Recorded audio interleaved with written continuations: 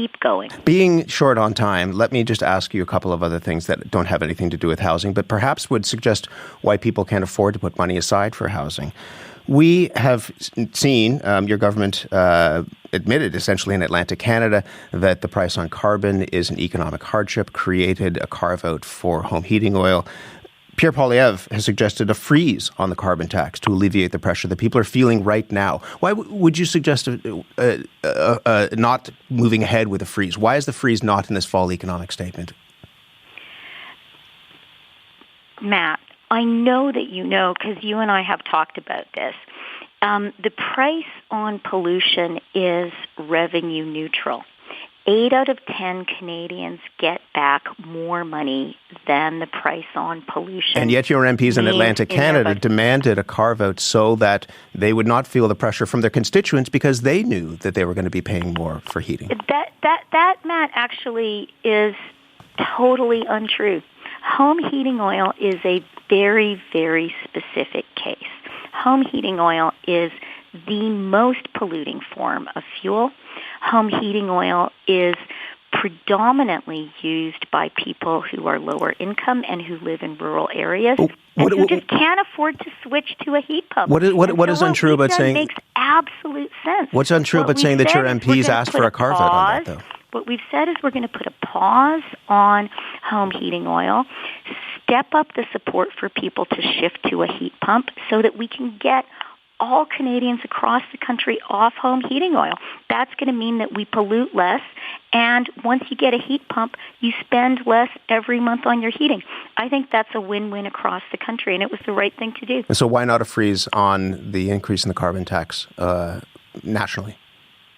Because the price on pollution is, one, the most economically efficient way to fight climate change. And I don't know about you. Actually, Matt, that's a lie. I do know about you. I know that you know that climate change is real. I know that everyone who listens to your show, because basically everyone I know listens to your show, knows that climate change is real.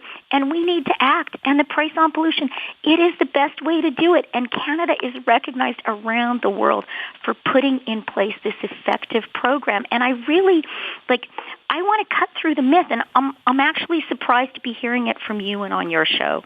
This notion that somehow the price on pollution is not revenue neutral. That's not what I said. That's not what I said. What I said is that your MPs, and we've spoken to them, who said that they faced heat from their constituents. Said, why are we not lifting it? Because people need their lives to be affordable. The price on pollution actually helps 8 out of 10 Canadians with their affordability.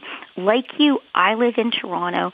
I live in Ontario. I am one of the people, like everyone in Ontario, who is getting a check back, refunding me for the price on pollution in my life. And that is happening for everyone in Ontario. 8 out of 10 people in Ontario get more money back. That is how the program works. And it is really important for all of us, and this is the vast majority of Canadians. I'll even say all Canadians. I think all Canadians at this point recognize climate change is real.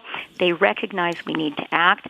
There is no debate among economists about the fact that a price on pollution is the most efficient way, the least costly way to act on it. They're also hurting economically. That's what our government is doing. But they're also hurting economically. I guess that's the point of that.